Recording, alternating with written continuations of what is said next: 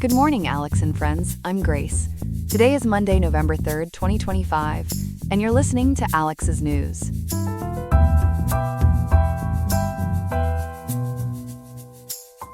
The high in Riverside today is 72.1 degrees, with a low of 55.8, so expect a mild fall day ideal for outdoor activities. Just grab a light jacket for the evening.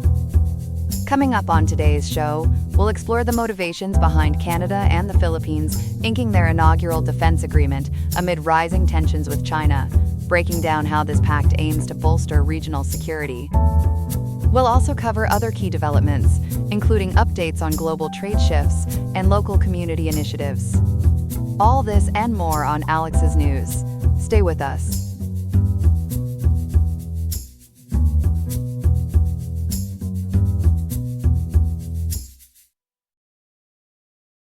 Good morning, folks. We're starting today's broadcast with a major development in international defense ties. Yesterday, the Philippines and Canada inked a landmark military agreement to ramp up cooperation in the face of South China Sea tensions. Joining me to break this down is our defense correspondent, Ethan. Ethan, what exactly is this Status of Visiting Forces agreement all about? Thanks, Grace. Signed in a closed-door ceremony on November 2nd in Makati City, Metro Manila, this pact, known as the SOVFA, creates a legal framework for troops from both nations to visit each other for joint exercises, training, and even emergency responses like natural disasters. According to reporting from PBS NewsHour and the Associated Press via YourValley.net's Daily Independent, it's Canada's first such deal with any Asia-Pacific country, signaling a big step toward a rules-based order in the Indo-Pacific. Think of it as opening the door, or should I say the hangar, for seamless military exchanges without bureaucratic headaches. Fascinating. So who were the key players behind the signing, and what does it enable practically? Philippine Defense Secretary Gilberto Teodoro Jr. and Canadian Minister of National Defense David McGuinty put pen to paper. As detailed in AP News and Inquirer.net, the agreement allows temporary deployments of personnel and gear, including weapons, vessels, and aircraft, across borders. That means the armed forces of the Philippines and Canadian Armed Forces can run large-scale combat drills, share intelligence, and team up on maritime security, cybersecurity, and humanitarian aid. Minister McGuinty called it a way to bring countries closer and stressed that peace is built on rules, not recklessness. Quote, and that stability grows from cooperation, not confrontation. End quote. As reported in Gulf Today and CTV News. No full text is out yet, per Canada.ca and Philippine defense sources, but it boosts interoperability big time. With South China Sea tensions heating up, how does this fit into the bigger picture? Can you explain those disputes for our viewers who might not follow every nautical mile? Absolutely, Grace. The South China Sea is a vital trade route handling over $3 trillion in annual commerce. But it's a hotspot of territorial claims involving the Philippines, China, Vietnam, Malaysia, Brunei, and Taiwan over areas like the Spratly Islands and Scarborough Shoal, which Filipinos call Bajo de Masinloc. China claims nearly the whole sea with its 9-dash line. But that was shot down by the 2016 Permanent Court of Arbitration ruling under the United Nations Convention on the Law of the Sea, or UNCLOS, as affirmed in analyses from CSIS.org and ABS-CBN News. That ruling, brought by the Philippines against China, rejected historic rights beyond UNCLOS limits, classified Scarborough Shoal as a rock with just a 12 nautical mile territorial sea, no exclusive economic zone, and slammed China for blocking Filipino fishermen from a shared fishing ground since May 2012, plus dangerous ship maneuvers that risked collisions in April and May of that year. It also called out environmental damage like coral reef destruction from island building. And recent escalations? How is this pact a counter to that? Spot on.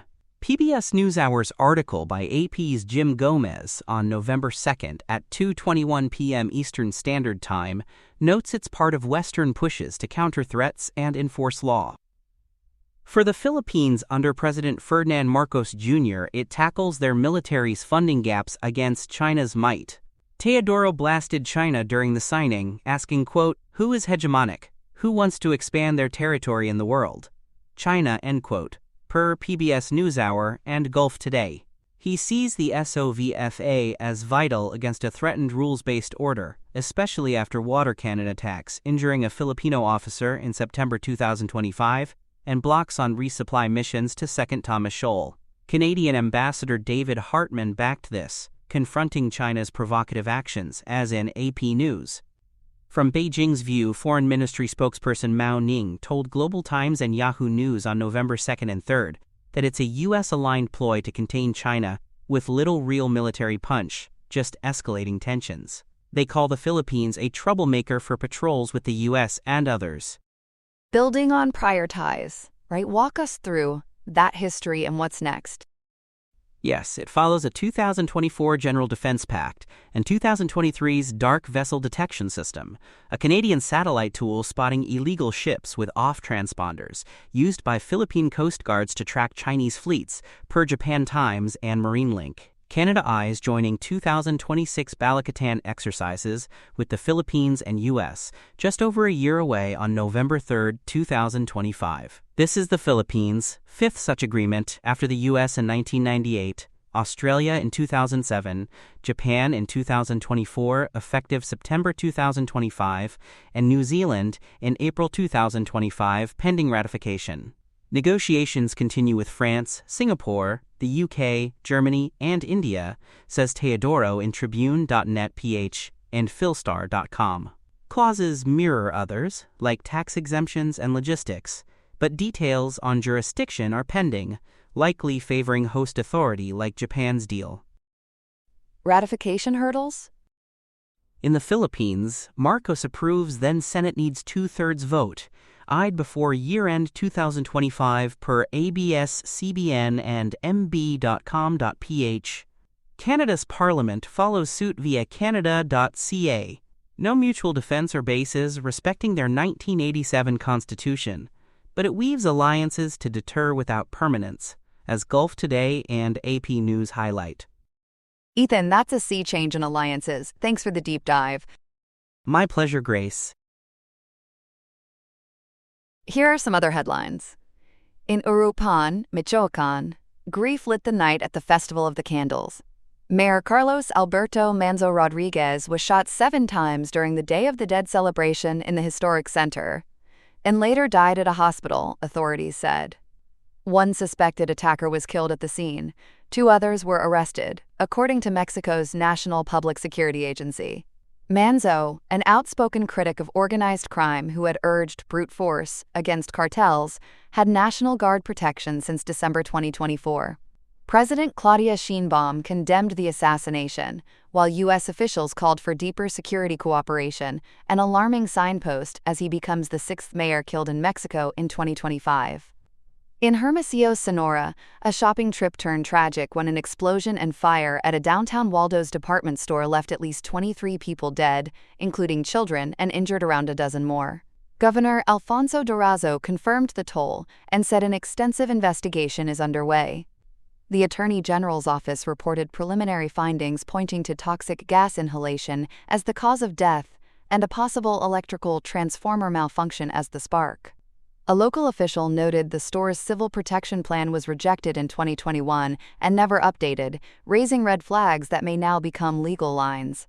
President Sheinbaum offered condolences and federal support, and Waldo's says it's cooperating with investigators. In southern India, a highway became a heartbreak line near Chivela, Telangana, where at least 20 people were killed and about 2 dozen injured after a high-speed, wrong-way gravel truck slammed head-on into a state-run bus carrying roughly 70 passengers. The collision crushed the bus's front and spilled tons of gravel inside, trapping riders as rescue teams fought the clock and the crush. National and state leaders, including Prime Minister Narendra Modi and Chief Minister Revanth Reddy, expressed condolences. Police point to speeding and reckless driving as likely culprits, another grim mile marker in India's ongoing road safety crisis, where enforcement often lags and lives pay the toll. In Odessa, Ukraine, a Russian drone strike hit a car park, igniting a fire that killed 2 people and wounded 3, officials said. The attack came amid a broader barrage targeting energy infrastructure, including in frontline Zaporizhia, where nearly 60,000 lost power. As winter bears down, Ukraine's grid faces a chilling calculus, strikes that sap heat, water, and morale.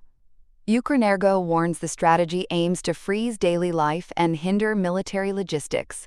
A Cold War, by other means, conducted with kilowatts instead of ceasefires, raising fears of rolling outages and a humanitarian squeeze when temperatures drop. And in New York City, Kenya turned the Big Apple into a big lap of honor. Helen Obiri sliced through the record books with a 2 hours, 19 minutes, and 51 seconds, smashing the women's course mark by nearly 3 minutes. Sharon Lokedi and Sheila Chepkirui also finished inside the old record, a trio turning Central Park into Central Spark. On the men's side, Benson Kipruto edged Alexander Mutiso in a photo finish, both clocked at 2 hours, 8 minutes, and 9 seconds, sealing a Kenyan sweep. Obiri's win brings a bonus payday. Kipruto adds New York to his World Marathon Majors map. When the chips were down, Kenya had the running on Broadway. That's all we have for now. Today's episode was made by Alexander King with GPT-5, Gemini Pro 2.5, Gemini Flash 2.5, and Google Cloud Text-to-Speech. I hope you have a great day. I'll see you tomorrow, Alex.